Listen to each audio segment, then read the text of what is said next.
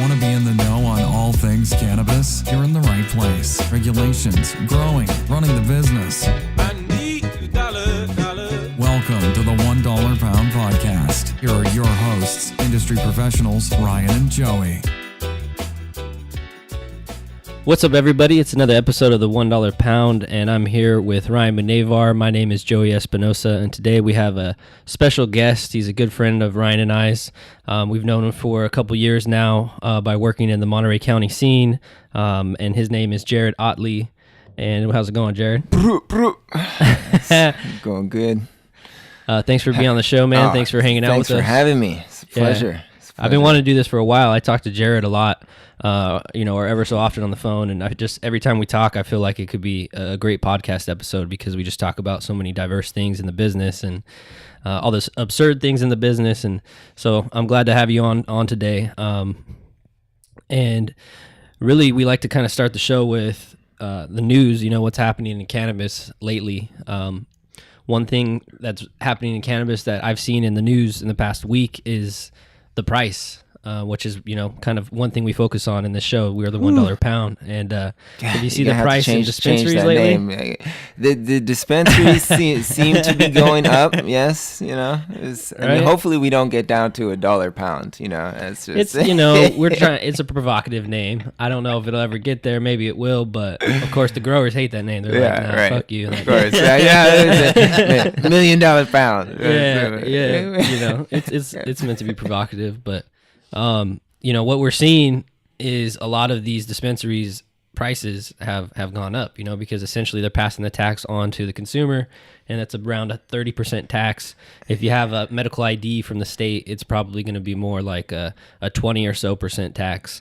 But there's dispensaries, if you look on Weed Maps, they're getting blasted in the review section about the prices being too high and the quality not being good. And I'm not saying, maybe they are messing up, but the pricing is going to be a big deal. That's why we talk about it so much, because they're not going to keep going to the dispensary and paying taxes if the prices are $70 an eighth.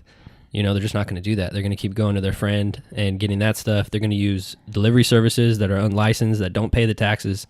That was a topic actually in a city council meeting that we were in recently was, the delivery services and how it's going to be to compete with them. And there was someone there who gave a public comment that said, their dispensary has already seen a decline in clientele because they feel these high prices. Well, I mean, technically, those delivery services will be illegal, right? So, that's the black market, right? So it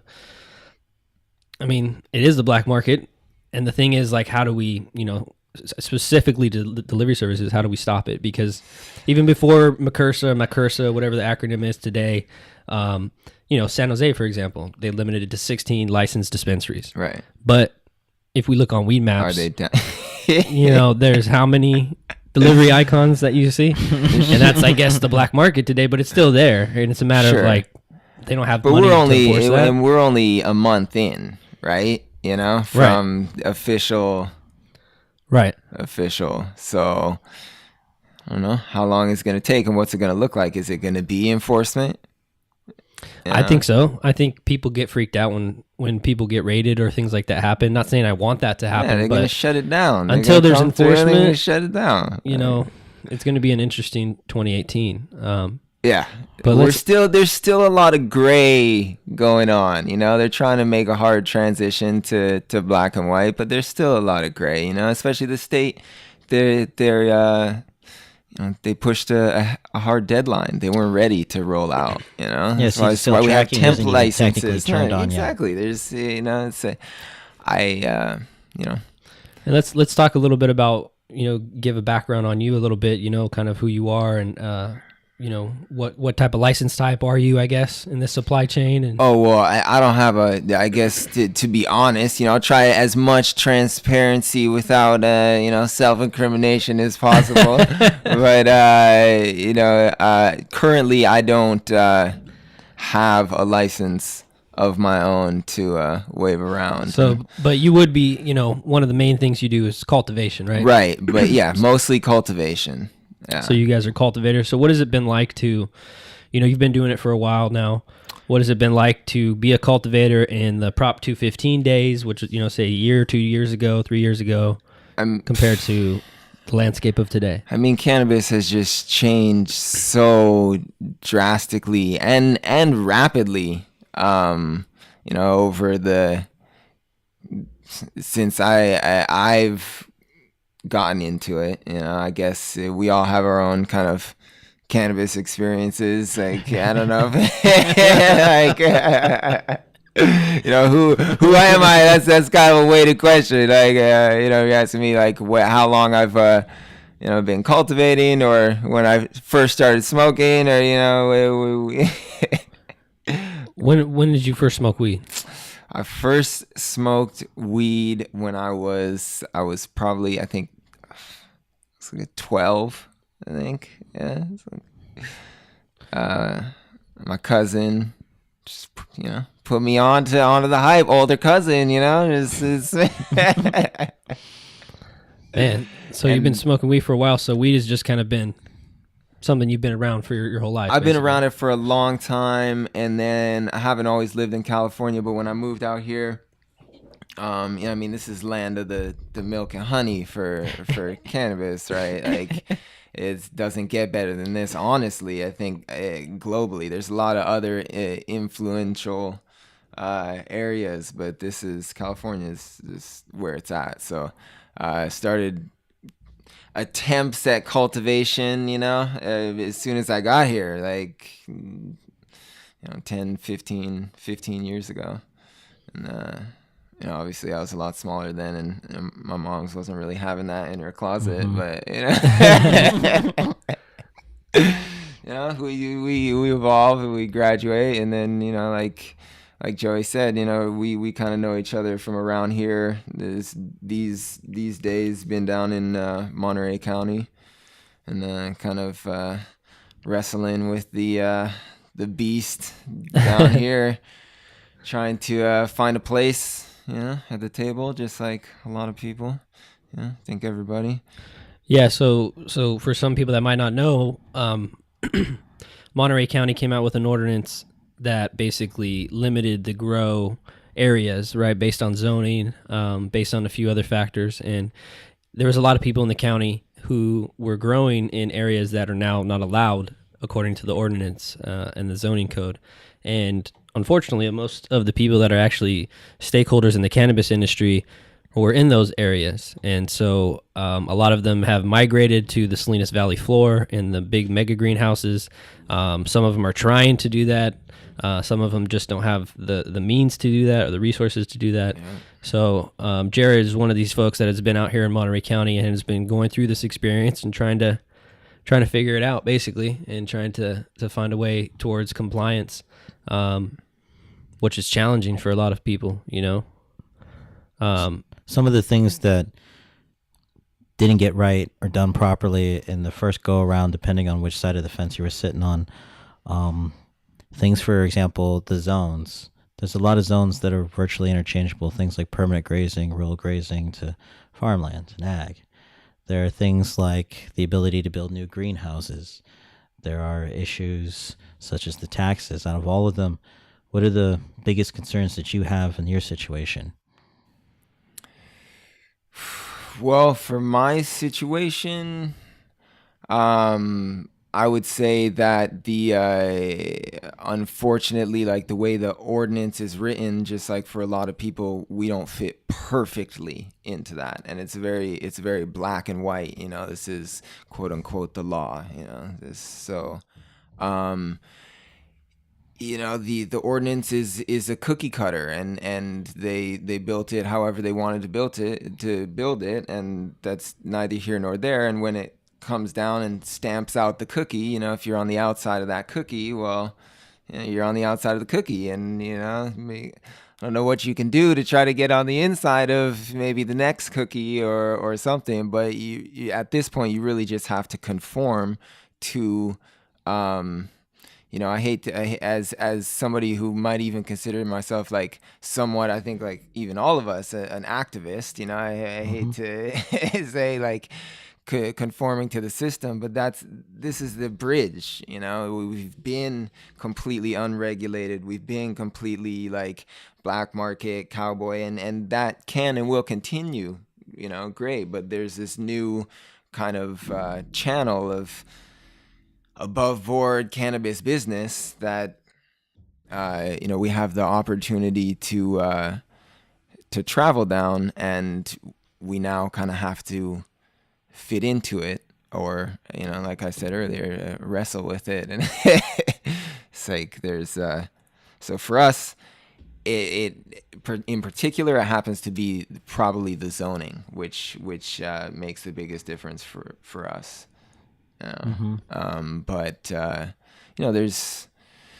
there's processes that you can look at to try to fit in whatever it may look like for, I think, any cannabis entrepreneur, like trying to fight for what you've got. And if not, like, I mean, shoot, I could try to figure out a way to get into the valley floor. That's not my ideal place or where I would start or like to be, but you grow a very specific and clean type of cannabis. Yeah, very different. I mean, that's kind of a whole another aspect is like it's all about intention. It's like a lot of, I think, green rushers and maybe people who are new to cannabis too, is they look at it as just weed, right? It's all just one thing. And as a maybe like an investor or a venture capitalist, you're coming in and you're buying a greenhouse and you're growing weed and you're planting all the wrong strains and it doesn't fit into the market so well. So it's not all just weed, it's not all just one kind of monochrome commodity. There's like subcategories, right? Like top shelf flowers, stuff that's meant for manufacturing. Many. I mean, go into a dispensary, see the myriad of different things that you get anything you want, a lollipop, a chocolate bar, it's some dog shampoo, like, these cannabinoids, these terpenes have to come from somewhere, like, and a lot of them are bulk. When people kind of discovered like clear or isolate, or now we're getting down to this kind of raw, clean, bulk additive cannabis. Like, well, that's different than a flower from our farm, or like Stravinsky's next cookie cut or something, like it's there's so many different offerings, between topical, edible, you name it. And what do you guys do? Do you feel like, or what is different about your farm than any other farm? Like what makes you stand out from some other folks, or maybe from the guys that you're talking about, the green rushers that are going to be coming in or that are here?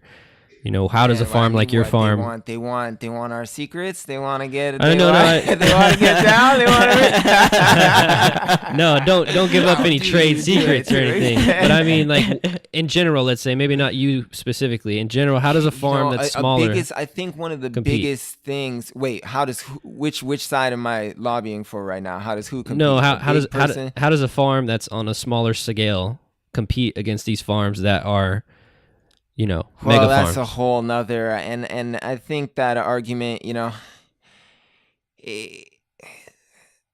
Well, for example, CGA, the Hezekiah one, they just filed a lawsuit against the 1 acre cap thing, or to reinstate it in essence. Right. And there are other people in the industry out there that have huge acreage, but in comparison, there was a setup. At one point, people were trying to figure out, well, if they cap it at 4 acres, what are we going to do? How's the workaround for this? And now they're saying, well, what if it was capped at 1 acre? They're still going to try to find the workaround, which was, in essence, the type 2s that they were going to stack. If the people that don't have anything, they're really pissed about that. But the people that already have that established, they want to hold on to it. And at the same time, they're in the issue of, well, at what point is the market so oversaturated that nobody makes any money on it at all? Right. I mean, how fast is the crash do you want it to be? Is this a controlled descent? Or, I mean, are we just racing in? Yeah, I mean, I think, but the ordinance already is set up, or ordinances around the state, and you can fault the state as much as you want, and I'll be one of the first to do something like that. But they've set it up in some sort of structure, ramshackle as it may be, and it is relatively limited in scope. Certain counties go completely offline, some adopt the coming greenness, and so it's not everywhere. You squeeze people out by zoning, so they've controlled it to whatever it is. Now we have to find that sweet spot, because there's still already going to be too much product, right? We're producing way more. So, I think by allowing the market's just it's gonna evolve. It's gonna do whatever it's gonna do, whether we have acre caps or non-acre caps. People are gonna find their ways around that, and I think again, it comes down to like really just trying to know your lane, pick a lane, find a lane, create a lane, whatever it may be, and do that. If you're trying to be the biggest mass commodity, like kind of extract greenhouse farmer with a million square feet of greenhouse, spread out, in California, then great, do that, and don't trim any of it, fresh freeze it and get it processed and sell it off for carts or something, But if you're trying to grow that boutique flower, that's like a specimen, or whatever it may be, or a different strain, like all these things. The market is so, it's. Well, here's some scary math that Joey pulled up for us. As it stands right now, Joey, give a breakdown of some of the highlights of this thing. So we have the licensing data from the state as of today, which is February 2nd, 2018, at about 5:30. And so far, from what we can see, that's public record on their websites, there are 737 medical cultivation sites licensed and 291 adult use licenses. So most of those are coming from Humboldt, Santa Barbara, Mendocino, Monterey County, and Calaveras County. That's the top 5, which is really kind of interesting too when you think about it, because Humboldt is basically the group of people who support what Hezekiah is trying to do in a large way, right? They want to support the cap because they consider themselves the smaller farmers, not the green rushers, not the big mega farms. Right. And so when you look at the licensing and you see Humboldt's leading the pack, but not far behind it is Santa Barbara, which is probably not traditionally an area that was growing. But again, okay, so that's just licenses, right? What do we have a breakdown for, like square footage by county? Yeah, so I have that on another one. I have to do it for this one. We just got it today, so I didn't do that yet. But if you look at the license types where we break down, small mixed light, small outdoor. Right. Those represent different sizes. So I don't have the information right off the top right now, but we will have that here shortly. I'll let you know. Last time I did it was, I think, the 20th, January 20th, and at that time we were at 6.1 million square feet of potential canopy based on the licensing, right? Which is about 142 acres. So it's definitely gone up since I've done the last data scrape, and it's interesting to see that small mixed light is actually the most, right, or the highest license type, which is basically a 10,000 square foot greenhouse. 10,000 square foot greenhouse. So when we go back and we talk about the cap, and we look at these records, it makes sense that there's going to be that one being the number one, the one at the top, because all these mega farms are stacking these licenses, like we just said, right? They're all getting the 10,000 square foot licenses. So you have some sites that might be getting 8 of those or 10 of those or more. Okay. You know what I mean? Okay. Especially in somewhere like Monterey County. So when you look at the outdoor, Is that for mostly for like tax purposes? Is why you would go for the smallest, break it down into the smallest? It's because the state has a regulation that you can only have one 22,000 square foot license. But you can have as many of the 10,000 as you want. Exactly. So you would stack it. Oh, okay. That's the loophole. So again, it's people are gonna, if they have a big grow site and they can do it, they're gonna go for it. Right. I think the other thing to consider when we talk about this conversation is, just because they're gonna be mega farms doesn't mean they're gonna be successful. I think a lot of them are gonna fail. Man. I know a lot of them that are already failing. Mm-hmm. I know some of them that are failing that don't even realize they're failing yet. And you probably know a couple of those. I know a couple of those as well, man. And it's scary out there. I mean, it's there's a lot of people that are getting a lot of money thrown in this, and I posted on my Facebook the other day that there's a big difference between making money and raising money, and a lot of people have been successful in raising money in this, but I don't know any of them that are making money. So it's that's half the battle, man. That's nothing. Like, to make money in this game right now is very hard.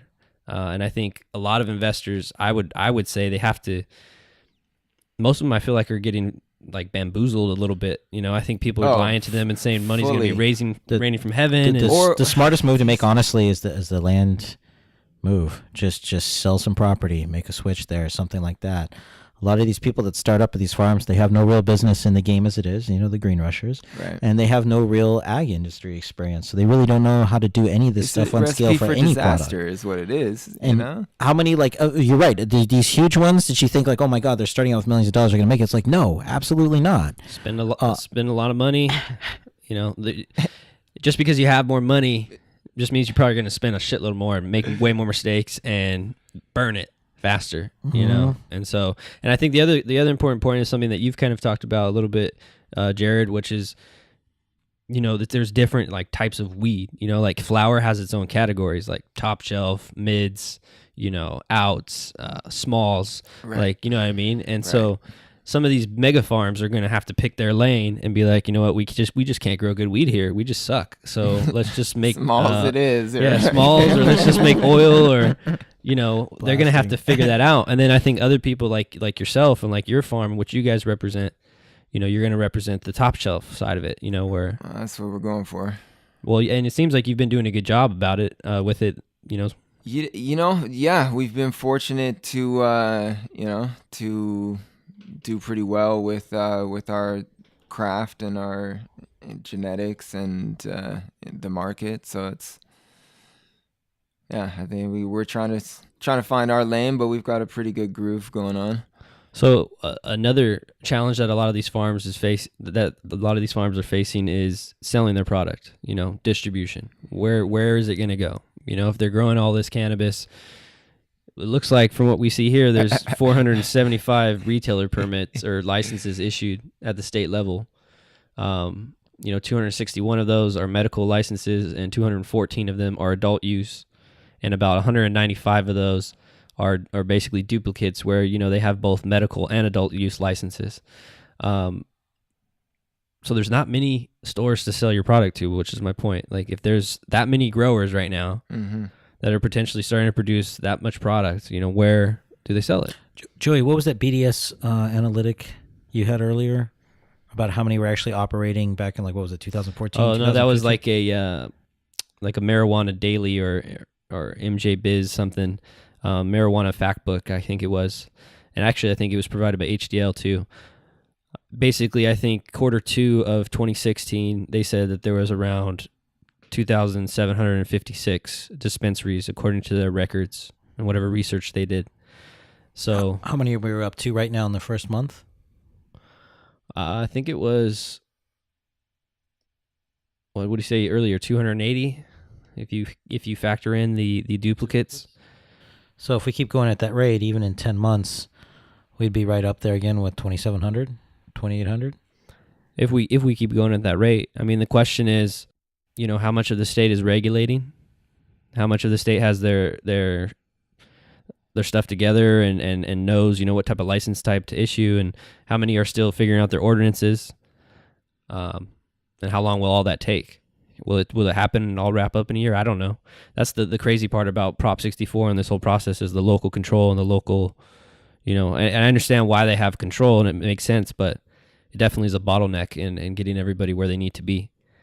And I think what they did with the temporary state license process, I think it was a valid attempt at them trying to make it easy to get into it. It's a free process. It doesn't cost money to get your temporary state license, but to get to that point and have a good standing letter from the county or have a local permit obviously is expensive, Well, do you feel, not that this is the intention of bottlenecks just happened, generally you're trying to avoid them, but do you feel the bottlenecks are at least slowing down the crash, buying time for people to get established, or is it not much of a difference? Yeah, I think they probably are slowing down the crash. I mean, what do you think? Yeah, I think that the bottlenecks are definitely, what it's doing is it's allowing people to still utilize the black market. Right. And then as soon as that accountability comes 100%, then we're going to see major changes, because people we're going to have a surplus, even more of a surplus now. Farms are falling off the supply chain, or for whatever reason, maybe it's testing, maybe it's compliance, maybe it's, criminal activity, whatever it may be, so I think that's when the crash happens. And I don't think it's, it's more of just a continued cluster. Well, you talked about actually F. the crash was going to not just like a straight fall down, but like some expansion and some massive contraction and some expansions and contractions. It's just going to fluctuate. That's like this the market. That's the universe, right? It's going to keep building, keep going, and there will be a lot of flux, but eventually, just like everything else, it should, kind of find some kind of homeostasis, and there will be. The dust will settle. Homeostasis, though, for example, in the corn industry, ag industry, it's totally controlled by just a very, very few. It's controlled by very few, and it's ugly, but it's okay. You can take any produce, because that's what cannabis really is, ultimately, it's an ag product. Yeah, it's an ag product. It's a fruit, a vegetable, whatever. But maybe most of the commercialized, like commodity, conventional market is dominated by a few key players, and then probably most of like the commercial organic market is dominated by a few players too, and then on down to, you could still go to the farmer's market and buy, like an orange for 50 cents, or like, a special orange for $1.50 or something like that. But most oranges that are grown are just frozen and put into concentrate. Like there's, again, we're talking different. It's not all just. Well, there was that. What was the percentages of what people were buying, as far as flour versus concentrate versus edibles? It's something like, I think like 60% flour and like 30% concentrate and 10% edibles or something like that. Somewhere in that ballpark. Flour's still a big deal. Yeah. As far as flour is concerned, and the amazing quality that's going to come out there, though, because there's going to be a lot of people that are going to throw everything they can to grow the best in the world, no matter how much it costs and how little their margins are, just to establish some market dominance on it. Sure. How many, if there's going to be, how many cultivators do we have in the first month right now listed, Joey? We have 737 medical, 291 adult use, and I think 97 of those are, 97 have both adult use and medical, so medical is definitely leading the pack as far as the license type. 6 million plus square feet Well, yeah, And is that for outdoor or is that for greenhouse or is it a mix for of everything? Everything, mix of everything. So at least you're getting more than one crop out, or let's say bare minimum, so you're getting 2 crops out of it. So it's 12 million square feet already. How much of this indoor magnificent, beautiful weed versus outdoor super organic, sun-grown weed? Like at the end of the day, who's going to win on those shelves? Oh, indoor every time. Yeah. And or until, you've got some people who are, really good and they push the envelope on what they can do. Every step in the shelf has passability. Like you can have outs that look better than some ins sometimes if it's really shitty ins, but even into depths into some people that do greenhouse work that is better and or passable as ins. Like if you get in the time machine tomorrow and 5 years later you walk out, what do you imagine the shelves of dispensaries to look like? 5 years, I think that's right where we're gonna probably start to see a lot of the changes start to gel. Like I think it's gonna be really tumultuous between now and then. A lot of, kind of rushing around and craziness.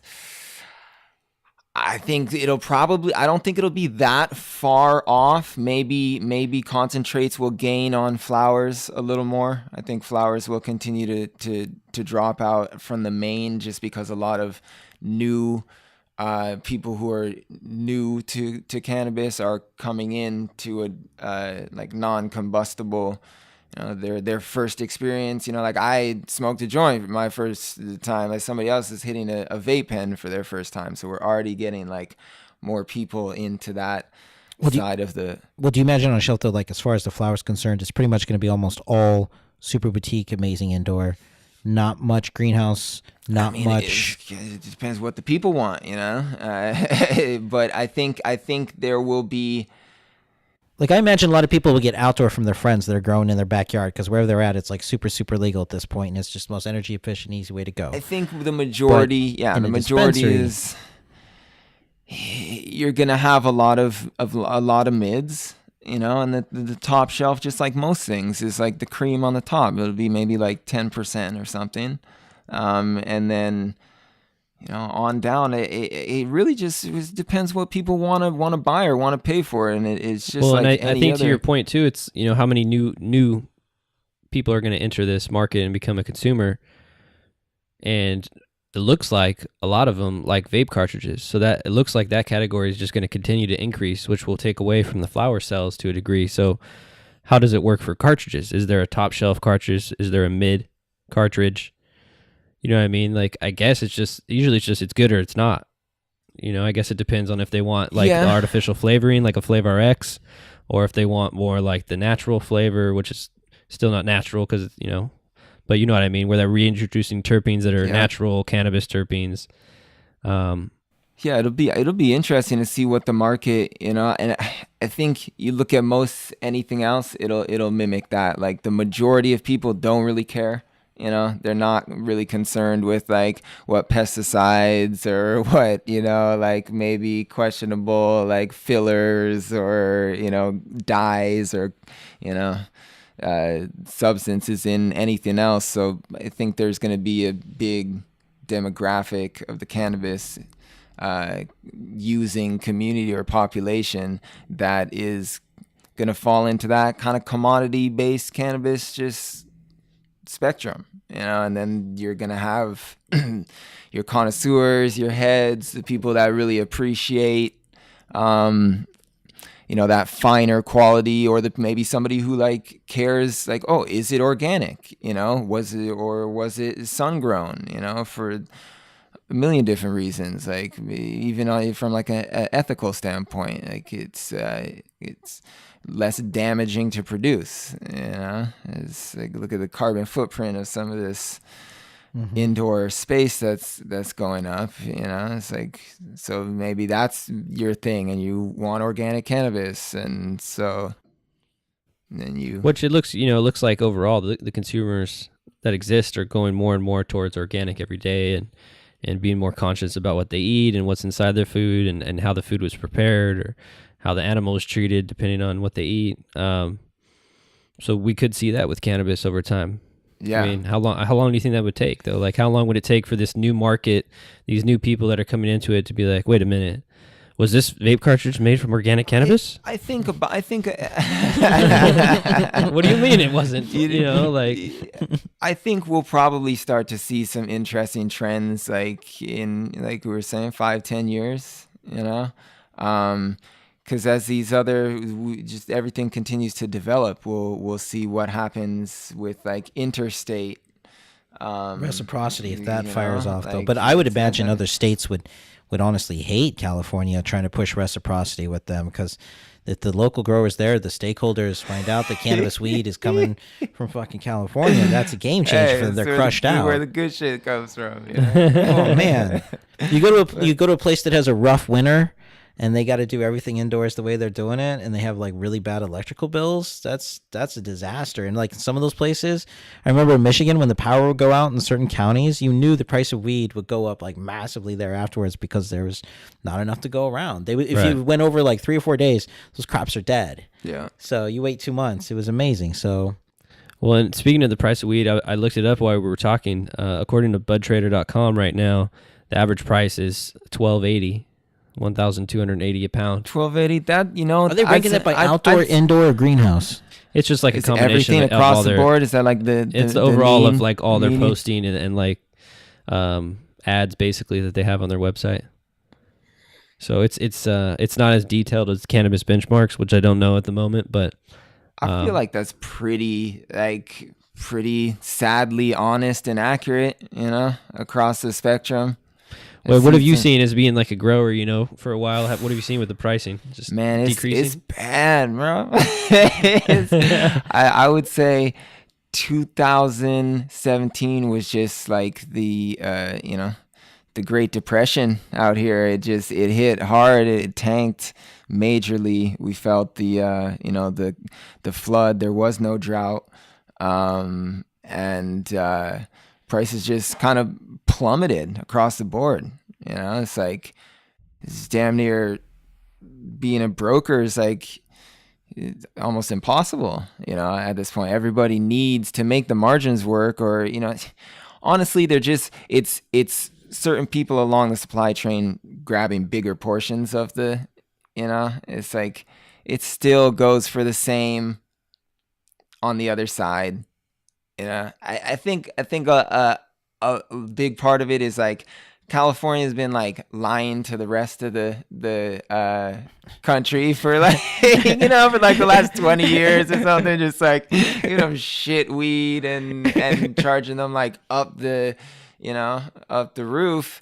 And now the tables have turned, and now we are, being taken advantage of out here, at least on a national market scale, where it's like the prices are at an all-time low.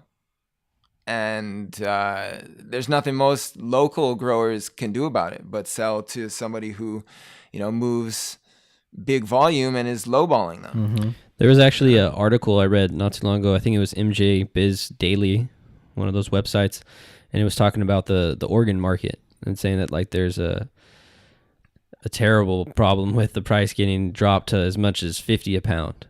Yeah. Supposedly they're already hitting $50 a pound over there. So I know you don't like the name of the show, but I think how $50 a pound? Get out of here! $50 a pound, dude. I'll pull it up, dude. Is this trimmed or untrimmed? Pull it up. Because I was just seeing one on Washington. You see that one on Washington? But they were saying like they were saying an ounce though, like 40 let's see an ounce or some shit. Let's see. Come on. Don't change the name of this show right now. It's not looking good for us. All right, here we go. So it's Marijuana Business Daily. Okay. Here, I'll let you read it. Shit, I'll read it. Good Lord. Read it for the people. Decimated by oversupply. Oregon wholesale prices for outdoor grown. Whoa. Okay. Okay, so outdoor. Hold on, the plot thickens though. It's not as bad as it looks. Everybody, All right, just call back the missile warning. All right? Don't hit the red button yet. We're okay. Hold on. Decimated by oversupply, Oregon wholesale prices for outdoor grown trim, flower for oil, dropped to $50 a pound. Okay. So we're talking about this is trim for like cartridges and flour for oil, right? So that's I think that's what they're saying, like trim / flour for oil, like whatever, like the just smalls, blastables, little smalls, like, you know. So how do we do that in California when the taxes are $44 a pound? For what? For the trim? $44 a pound for trim. We got to pay $90 for that now. Yeah, I don't know. Yeah, absolutely, yeah? Absolutely, yeah. Pay $90 for it. I don't think that's gonna happen. I mean, you know, or it goes down. I mean, the market will stabilize. I mean, how? I don't even want to say it. I should knock on some wood, but I'm not even gonna say it. Oh, dude, you can't do that. How low can it go? You know, like, how fast can that happen? How fast can it happen, right? I mean, and we'll know pretty soon if there's a surplus or if there's a deficit. And it's probably going to be a surplus, and then it's just the market's just going to, you know, hit like particle acceleration and collide with itself. Like massive surplus, but all that shit's going to get funneled right through the black market for a point, and then yeah, because it is right now. That's what the whole system has been built on. But as soon as, you know, 5-6 months from now, when they're like, okay, we're really gonna like be the real licenses are coming out. We'll see. When do you think the state lowers the tax? When? They probably wait for at least a full year to collect that before they do some bullshit study and a committee gets formed, and God knows what Congress members and senators and fucking other elected officials and deep thinkers get paid off properly by the powers that be.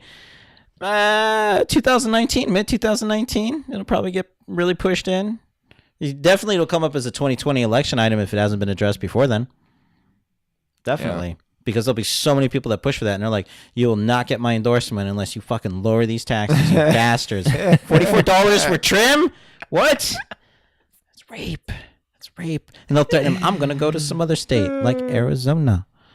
No, you're not going to go to any other state. They're not. We'll threaten. We'll say all sorts of stupid shit, but we'll see. I'm going to try to pull up this. There's another interesting article that is about something I want to talk about with you guys, which is lobbying.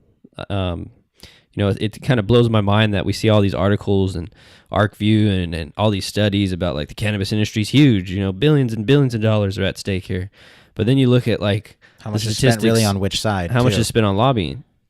Right? Like how much are we doing, whether it's, you know, for the 1 acre cap or against the 1 acre cap, or more importantly, like at the national level. It's kind of embarrassing, probably, I would imagine, you know. That we don't spend that much at the national level? That we're supposed to be like a $1 billion industry. And we are, but think about it this way, though. Why would you want to lobby on the national level to open up the rest of the states if you already had that shit locked down in your own state? You'd spend 10 times as much money in your own state versus national because you don't want to turn on another 49 states worth of competition. That goes to the whole thing, whether you need expansion. You need expansion of sales, but you don't want as expansion of grows if you're the ones that are growing, or expansion of manufacturing if you're the ones that are manufacturing. But I'm saying you look at a company like Moxie, right? A lot of people look up to them. They feel like they're one of the big companies that's doing it well. They're kind of like a Kiva of manufacturing in a way.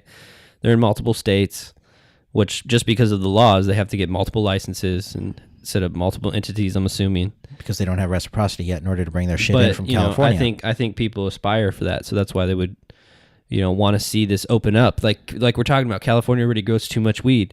How do we solve the problem? We lobbied nationally so that we can have reciprocity and we can start selling to other states. But then theoretically, on the flip side, though, you know, reciprocity could extend into other countries. And then do you really want the flood of amazing, super cheap THC from China? Yeah, that's inevitable. Dude, that shit's bomb, bro. You never had Ching Chong Cultural awareness moment. You know, there. it's funny. I mean, it's not funny, but history just repeats itself, and we're going to see with all these greenhouses the same thing that happened that they were trying to solve in the first place. These dilapidated, eventually there's going to be some sort of crash. Well, that was NAFTA. That was weird, though, because the cannabis industry here, that picked up after NAFTA went into effect in the mid-'80s, and the cut flower industry was wiped out. It moved, yeah. If, just imagine, if there really was total legalization across the world, what that would really look like, what country's going to outproduce us? A lot of them. Yeah. That's the thing. Mexico. Depending on which side you want. As much as people say they want a free open market, they don't. They want their local community to thrive and have some niche industry that they can lock down and hold on to as long as they can, so they can create either a monopoly or an oligopoly until antitrust laws kick in. And by the way, we did look into ag industry price fixing and all the rest of that stuff. That shit, they're going to try to do that in the cannabis industry. In regular ag, you can actually price fix stuff. What was the name of that law? Capper-Holstead Act or something? I don't remember. Something like that. Basically, in the 30s, ag industry figured out how to hustle the government so they could price fix things. If the cannabis industry tries to do that, as nice as the thought is that's the closest thing to all of us sitting around a table singing fuck a kumbaya. But at the end of the day, if somebody's going to offer somebody else a cheaper rate on cannabis for either buying or selling, and depending on what the best side is that they're sitting on, they're going to fucking take it. As much as they would to even try to price fix the cannabis industry would be a noble effort on our part, but it would never happen. We would totally undercut each other at every chance we get, and that's exactly what's going to happen when we bounce from state to state, and eventually when we open up as a country, that's the same thing that's going to happen there. I'm not saying that's the end of the world, because as far as a consumer, that's probably a pretty good fucking thing. It's going to be as cheap as fucking high fructose corn syrup at the end of the day by weights.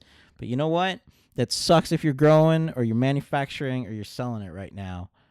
I guess I don't mean to be a downer, but what point do you jump off that fucking burning plane? Seriously. Are we burning? Shit. How many cultivators do you know out there right now are making a killing versus the manufacturers versus the people that actually have mobile delivery and dispensaries? Analytical labs, I think they got a nice little niche market to hold on to for a while, but if regular ag labs were to open up against them, there's 5,000 in this country that could just snatch up a couple of those permits? Yeah, but they, why would they at this point? They're probably already making money. They're worried about the feds. It's risk tolerance, right? The sexiness of it, people are buying into that. That's why a lot of green rushers are jumping in on this thing. Yeah, but I think it's green rushers that just have they just have money to do. They're just killing it in real estate, and they got capital gains that they got to deal with, so they want to invest. Drained by the vampires in this industry that really know what's going on. They're draining themselves. A lot of them. I just went to a farm the other day that was, it's I think $7 million in investments, brand new, pretty state of the art, in automated, and their numbers are horrible. They have pests and pathogens everywhere. They don't even know half of the ones that they have that are killing them. They're misusing pesticides on a daily basis, and the investors don't really care. It's apparently it's not that big of an issue because somebody along the chain doesn't care or doesn't know any better. So it's a lack of education and a lack of kind of integrity in the long run, That's just a collapse even at the cultivation side of things, though. Manufacturing, if you're doing the greenhouse thing in 4 or 5 years, come on, that's probably going to be 95% of your game is going to be manufacturing guaranteed. But the distribution thing, so many of these people do huge operations. They even figure out the manufacturing properly, but then they don't have distribution figured out. Yeah. That's insane. We talk to, for example, CPAs on how to structure things properly as far as businesses. Cultivation, they pretty much have that figured out. Manufacturing, that's easy. Distribution, they have no fucking idea. And they're honest because you know what? We really don't have that figured out as a society right now, even how to actually handle this thing. Well, and to be more specific, it's a matter of how to handle 280E, specifically the IRS code. Explain that. It's an IRS code that I think it was originally made for drug dealers because back in the day they were figuring out ways to write off their drug sales or something on their taxes, and cannabis got lumped into that. And so it basically affects what we're able to write off as a business. And I think generally speaking, I'm not a tax attorney, so this is for informational purposes only, not advice. But I think generally speaking, we can only write off cost of goods sold. And I think a lot of like other things are just not an option. You just basically don't have the same write-offs as a normal business, which can be painful when you have to go through the federal income tax process and the state income tax process. It's extremely painful considering how much they extra tax us on everything. Yeah, that's a nightmare. Yeah. So it's tricky. And I think advice that we can give to somebody who's going through the licensing process is, take the time to do it right. If you are going to enter the legal market and you're like, you know what, I'm done with this black market thing. It's been a good ride, but I'm going for the legal market. Take the time to really figure out how to do it. Talk to an attorney, talk to CPAs, set up your entities right, understand what the tax repercussions are. Just really know what you're doing, because it's business now, man. It's not easy. It's tricky. There's a lot of expenses. There's insurance you got to worry about, workman's comp. You gotta pay your employees legit. You got to deal with all the payroll tax and things like that. You got to deal with HR and making sure that you're not walking into a lawsuit or going to be dealing with the labor board because you did something stupid. It's serious, and so it's even the small farmers need to have an investor or need to have a good amount of capital that they've hopefully saved up or acquired over the past few years. Because another factor when we go back about the 1 acre cap, like, okay, 1 acre cap, let's say we get that, cool, now there's no mega farms, it's a more even playing field. But what about the barrier to entry, like all the things I'm talking about regardless of the cap? Like, what about these crazy fees and these licensing fees and the cost taxes? The cost of entry for a lot of these places is just, it goes up exponentially. Like if you were in a couple years ago, it's probably easier than getting in a year from now. Yeah, right. Like in a lot of these places. The best time to be around was when these legislation was actually being drafted, in whichever area you're in. Like that's, it's painful that a lot of people kind of don't take the time to pay attention, because you really have to pay attention. It's like these things are happening whether you're stuck in your own bubble or not, So if you don't come out and check, listen to guys like you, then you're not gonna know what's going on. Yeah. And it changes so fast though. That's what I'm saying. Keeping up with this, it's a full time. Well, it's like accountants, right? The IRS code changes every year. Like there's always modifications, or a bill passes that's modifying this tax and that tax. Like it's not as complicated, but it's something like that that's always changing and it's evolving. And it kind of feels like there's like a 2-year learning curve just for the start, and then there's at least 25 to 50% of your time in an average week just trying to stay up to date with all the bullshit that's going on.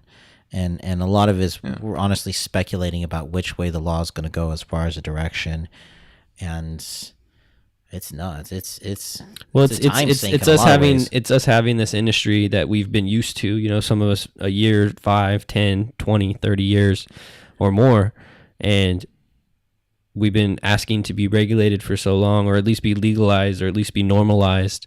And now it's slowly happening. It's not perfect, but it's slowly happening. And, this is the consequence. I think I've said it before on the show, like, is it possible to legalize cannabis without creating big business? I don't think it is. No, not at all, because big business always takes over when a market exists. Yeah. Right. And so it's my approach to it, because I'm not exactly like the big guy. It's not like I have a 4-acre farm or a shitload of money or anything like that, but I've kind of already conceded to the fact that that's the reality. And so now, like you said, you got to pick your lane, or you got to adapt. You got to figure out a way to get past it. Here's a weird, big economic regular question. As far as you guys know, is there any industry out there that's a big industry that's actually a good model, like an industry that treats its people well, produces high quality product, doesn't make them sick, whatever it may be? Auto industry, airplane industry, fast food industry, ag industry as a whole. computer industry. What's like, the model industry? Yeah, I don't is know, there do we any have industry one? that's actually a good industry is big? Like, because here's the thing, like everybody's like, I know when people are starting out and they're small and they're like, you know what, fuck big corporations, they're evil. But then, you know, I see these people a year later and it's like, yeah, I got 3 corporations now just because I have to deal with this bullshit as a dealer and I'm trying to be legit. You see them a year later, they're like, I got one really actually kind of, you know, medium-sized corporation. I got 25 employees. You see them 1 year later in this past year and they're like, shit, yeah, I got 100 people. And they're like, so what's it like being, you know, small time little something mom and pop farmer and you're taking these cats on and I see you just snatched up all your neighbor's property that we were pissed about around you that were giving you a hard time, and now, motherfucker, you own 600 acres. What's going on here? Like, how much water are you using? What are you doing out there? They're like, oh, well, it's not really that bad once you're on the side, but you know what I really hate? I hate paying these fucking taxes to the man. It's like, well, I'm with you there. And, you know, the taxes are never going away. That's the one thing that all businesses complain about, regardless of if you're cannabis or not. Absolutely. Taxes are always a problem. I mean, they're just a necessary evil, I guess. I don't want to get into too detailed into taxes and get myself in trouble, but They are for cannabis, they're certainly out of control, and we need to find a way to fix it somehow. I don't know. Jarod, what do you think would be a good tax rate if you could wave a magic wand? And I know besides 0. Oh man, I was going for 0. I was putting it all on 0. You know, that's tricky. Like I'm not economics specialist. Me either, but I mean, I'm just throwing a number out what there. would work for there's so many layers. Everybody needs a piece or wants a piece or is taking a piece, right? So Yeah. as far as Well, the county and or city Correct. in this area is concerned, As far as regular ag, we've sat in plenty of rooms where people have gone back and forth screaming, like, you know what, regular ag doesn't even get taxed. Sure. Medicine shouldn't even be taxed. Sure. It's already too expensive as it is. But then again, you know, the way the government's looking at this is a sin tax. You motherfuckers are still drug dealers. We're letting you get by just long enough to become legit. So man. now, what is a real reasonable tax? I'll tell you what, it's not that. It's not it's not 15 on its way up to 25 6 years from now. No, that's not. That's what's going to capsize the You know what the scares playing me field. is the gross receipts, which nobody ever pays attention to. We start out with 5% gross receipts for all other cannabis businesses aside from cultivation and nurseries. Starts out at 5%. Then by year 4, We're 2020, talking about Monterey County specifically for anyone specifically that's Monterey confused. County. 2020. We have a very bad tax rate here for a lot of different reasons. 7.5% for gross receipts, and then by year 6, 10% gross receipts. That's like everything. Aren't year you 5. supposed to I'm sorry, year 5. aren't you lucky if that's your profit in a normal business? So I think right? someone made a good point on one of our podcasts, you know, that Washington got it right where like they just taxed the retail. Like it just business end of is the spectrum, business, that's it. and the supply chain does its thing, and then the product gets here, and then they tax it there. That way, they don't have to worry about collecting it through all these other Because businesses. they know the business is going to pass the tax back down through the chain automatically as they operate. Correct. This is horrible. Yeah, no, Right. this isn't sustainable. It's not going to work. You know, it's going to. What are we technically triple taxed here along the path?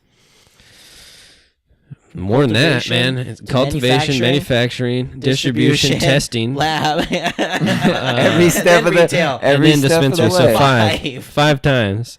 5 slices of the pie. Plus, we got to play state. That's 6. Oh, wait. And state hits us at each 6. point along the way yeah, too. it hits us. No, it hits us at cultivation and dispensary. Motherfucker. So 6, 7. So we're looking at like 7 layers of taxes, and then add federal income tax On top and of state regular income tax. tax. Yeah. So it's Yeah, I mean, no, they're out for it. You know, they want to get that money, which, you know, it's similar to these green rushers. You know, whether they're, you know, suit and tie like government bureaucracy green rushers or not. They come in rushing, looking for big. You know, what was Monterey's projection for first year? I don't know what it was for first year, but what I can say is it was up there. I went back and watched a planning commission hearing where they kind of broke down their logic for the tax. Yeah. And they said they were saying that a 22,000 square foot space was going to have, I think, one light for every 16 square feet, and that they were going to get 2 pounds per light. Right. And sell for $2,000 a pound. It was one example was $1,800 a pound, and then just for shits and giggles, they put $1,000 on the other side to be like, well, and even if they sold it for $1,000, right? And the difference was the 1,000 was like $11 million total, like gross sales that they were projecting, and if you sold it at 18, it was like 19 and a half or something. So they were showing like, look, it's only like 5 or 3% depending on how much they sell their product for. But even they've rushed in kind of like not really knowing what they're doing, expecting more gains than are going to be realistic. Like they projected like 37, 35 some million, something like that. Yeah. Yeah. He gave it. And you've said you kind of think it's probably around like 10 or something. I think last year in 2017 that the county of Monterey probably collected just shy of 10. Because I know by the third quarter of the year, they had like 5.7. Well, I mean, the crazy thing is that, okay, it's not as much as the 35 that they anticipated, or projected, but it's a whole lot of money to come out of nowhere. That is not really, they didn't put any money in to generate that. They've paid a couple employees. They had to pay HDL, a consulting company. They had to. Oh, come on. Okay, well, so how much? How much staff? How much? Yeah, but those city staff. They still raked it in. We're not saying they didn't, but there was employees, some cost, right?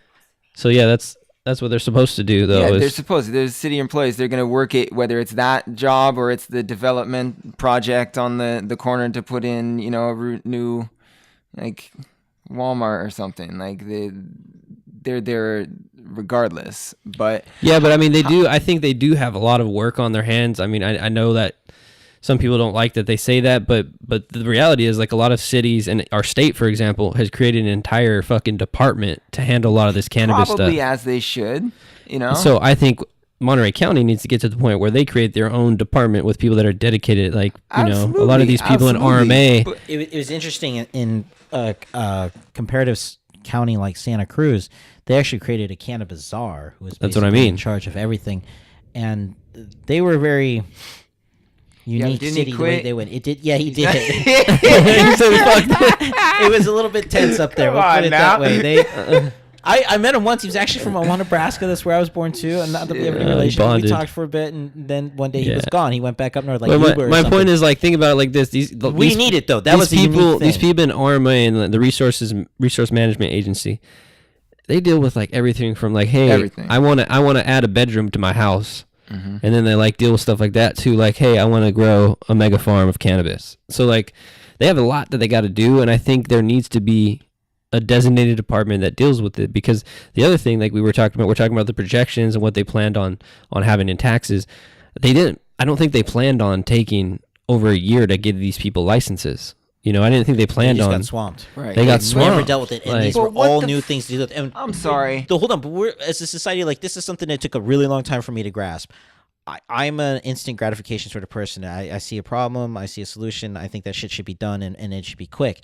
Government doesn't work that way. It's designed to slow things down so things can't sneak in so fast. The cannabis industry, I mean, we're the fastest moving group of people you've ever met in your life. When we come in, it's like 50 hustlers coming at you from every fucking angle. And you got some guy who was like, I'm from Lake Okeechobee, Florida. What are you talking about? Why are you attacking me? What do you want? And he's like, no, I want this and that. And they're like, what about the fence? And fuck the fence. What about the fire truck turnaround? I don't know. They're completely overwhelmed with this stuff. So yeah, having a department to officially handle the intake for all of those applications, specialists, at least one somewhere like in there. That's what I think. Perfect. The $10 million that they got, or the whatever 8, 7, whatever it was last year, it should go to something like that. Create a new department, setting up a new thing, because they're not processing them fast enough, and that's a big problem. A huge problem. That's our bottleneck at the county line. It has taken an absurdly long amount of time to get through a very small amount of applications. It almost like boggles my mind. Like, how are we only this far after a full year? One thing I wanted to touch on, you made me think about it right now, was because they're taking so long to process the permits, it's affecting their projections in the tax rate. Because right now it's a self-reporting tax rate. But what they want to do is when you get your permit, if it's a 10,000 square foot permit, you're paying that no matter what. That's what they're charging you every quarter. So when they have it set up like that, they probably could make a lot more tax money. And but that's a problem, and that's where there's contention, because the people that are the stakeholders are like, dude, do you know how farming works? Like, how are you going to tax me per square foot? Yeah. And like, what if I want to change it up? What if I want to do a run where I want 8,000 square feet and not 10,000 square feet? Or what if, like, there is no option though? If you're getting taxed like that, you have to make sure that that's what you're maximizing at all points, because you're getting charged for that square footage no matter what you do with it. Yeah. I mean, people, I think, look at this industry as like a cash cow, but you know, even the cow can only give so much, you know, and it is, you know, fortunately, like a high value, let's call it a commodity, because it is. You know, it is. But when everybody wants to get such a big piece of the pie or a return or an easy, like you know, easy money, that's not how it kind of life really works. Like I saw, we were looking at $15 a square foot taxes out here.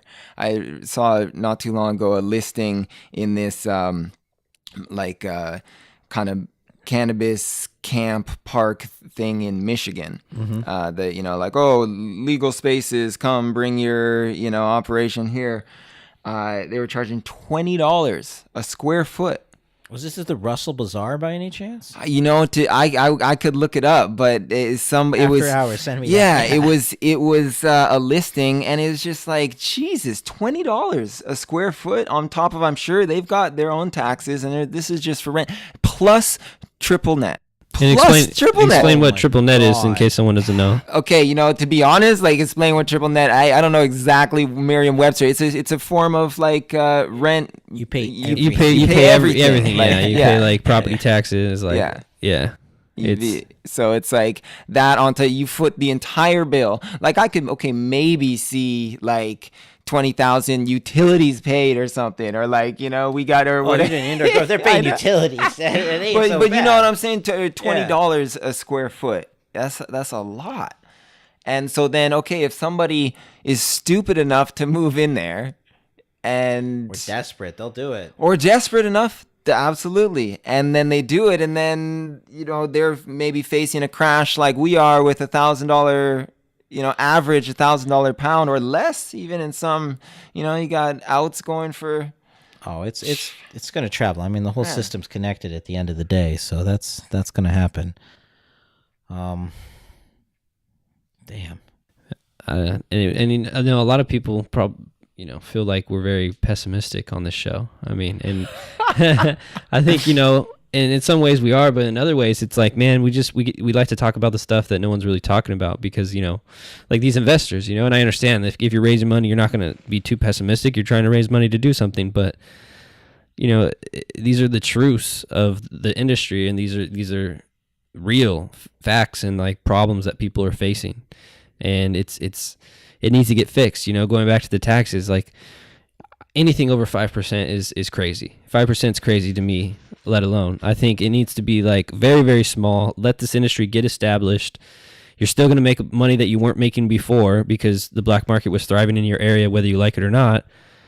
You know, start small and let these people get entered into the market. You know, find out who the bad actors are by letting them try to come into compliance, and then finding out that they don't comply, and then getting rid of them. You know, don't just limit it as much as you are. I have to say, as far as taking a look at how other industries worked,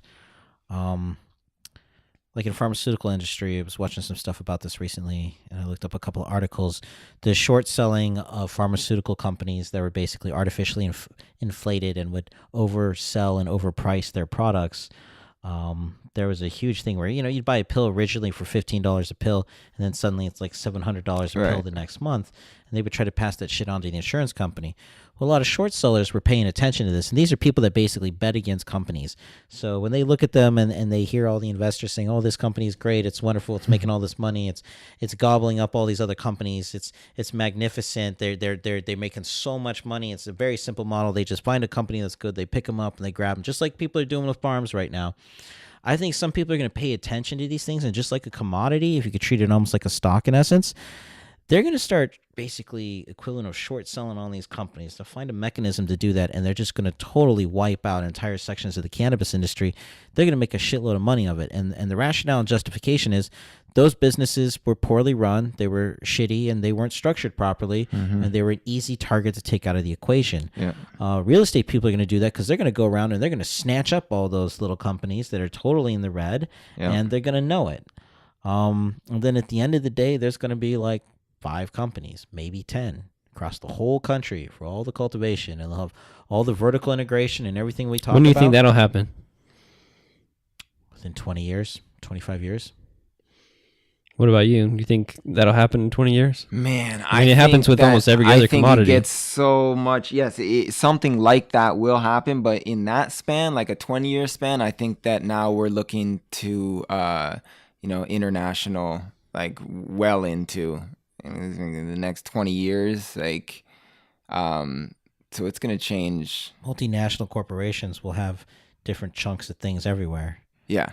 They'll have, like, for example, all the cultivation and manufacturing in a place like China because it's super cheap to do all that shit there. But then they're going to sell all that stuff to the rest of the world. 20 and years. North America will be a huge Cannabis. buyer of it. Yeah, I think there will be a lot of production like elsewhere. But I think, I think one of the safest models to kind of follow it to is alcohol. There was an alcohol prohibition. We went from a black market to a white market. There are some like mega corporate kind of conglomerate like founding. Yeah, but the and transition, for brands. example, from the black market to the white market after prohibition, I mean, that's nothing against them. Everybody's got to make some money, but still corrupt as fuck. Yeah, but you think that shit is locked down by like this just one a isn't? couple of groups. Like Not yet. I think there's 10,000 operators out there right now in the cannabis market, but in 25 years, it's going to be like 15, 20 families that basically run that thing. And these families are basically corporations that matched up with Absolutely. like 5 or 6 companies that were in the legit and know at the time. But I think maybe, but is that because that's a little different than how like the wine world? Not very would different look, at all. right? That's pretty much what it is. But there's always like kind of the whatever's on the side of that, right? So there's like the majority of the wine world. Let's say it is like 5 major Well, do you wine think, grape like, families. it's but cheap how as it many is to make how many booze? small micro like wineries or even Salinas Valley? There's like 100 family wineries out here. I'd say a lot of them are good, but a lot of them are also. Oh, I never said anything about being good. We never said I think a lot of them are good out here, but like I think a lot of them, their goal is to be gobbled up. They would sell out for 10 times for what they put in. Not all of them, but quite a few of them. And I know Sure. just about 99 out of 100 of the growers I know. If given a year's time, if you gave them enough good offers and they had a fantastic brand, they would fucking sell it off. Yeah. Here's a weird question though.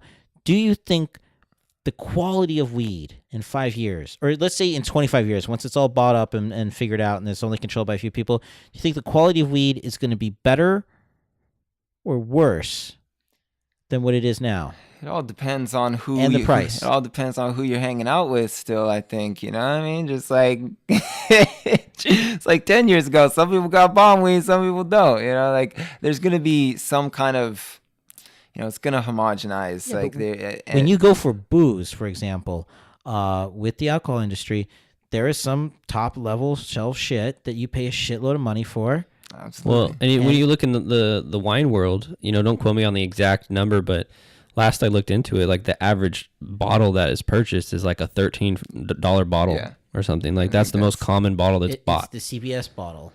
Right, Right. but there's still the extremes. There's still the $2 chuck, and there's still like the There's like $200 whatever fancy ass wine you're trying to drink. Right.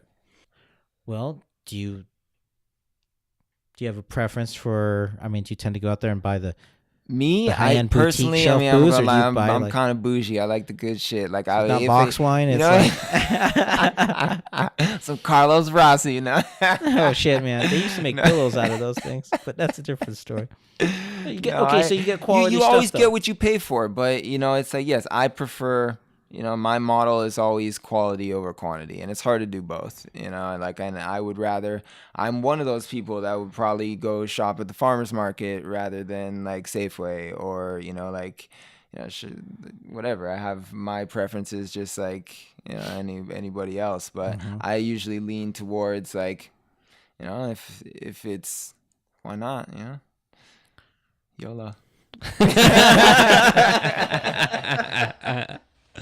That's beautiful. I think that's where, gentlemen, we'll wrap this thing up. I mean, we've been at it for about an hour and 15. If there's nothing else you guys want to bring up or any questions, or if you don't got to plug anything, any brands, or no say hi to your mom or something, hey, what's up, whatever. I think that was cool. I appreciate your time again coming out, man. Thank you for having me, man. Talking it's always a good time talking to two of us. We're kind of crazy, especially mostly Ryan. I mean, he's but I drink too much. That's my problem. We'll see. But again, man, thanks for coming, and Ryan, I think that's another episode of the $1 Pound. Dude, that was solid. Thank you so much. Boom. Later.